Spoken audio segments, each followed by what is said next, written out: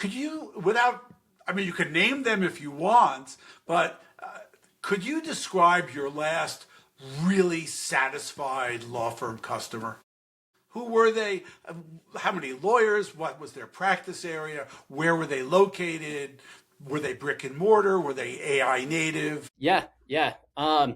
So we built an AI paralegal, which Heather, we should connect after because it'd be interesting to talk about all the your Definitely. paralegal stuff. But we built an AI paralegal for a law firm here in Utah that was a relatively small firm. I would say like 10 people, and basically their paralegal was retiring, so she was leaving. They needed to fill that gap. They were the ones that thought of AI as like, hey, maybe we could have AI do this.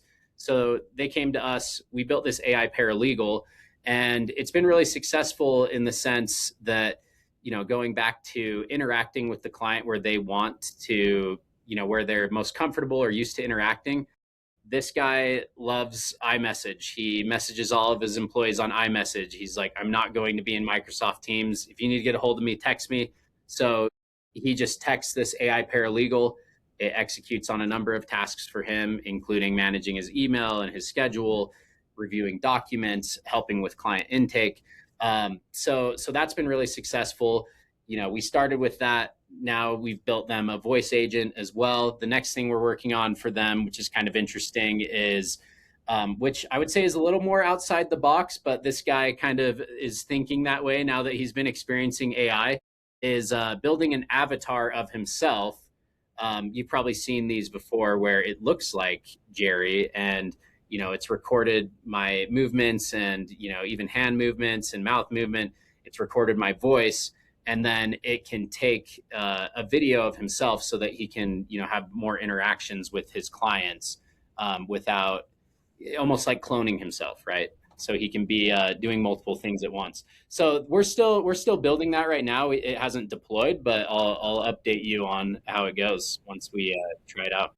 It sounds like a very upgraded AI chatbot, right? A law firm, or every company these days has like a little box on their website, talk to AI.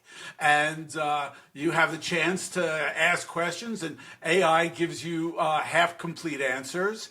And it proceeds like this. But this way, instead of having a chatbot give half complete answers, the avatar of the lawyer could actually do the same thing. Do you think clients be more or less satisfied with that? We'll find out. I do think something I always tell clients is like AI is the worst it's ever going to be, and it gets better every day. So what voice agents could do 6 months ago is drastically different than what they can do now, or how conversational they are.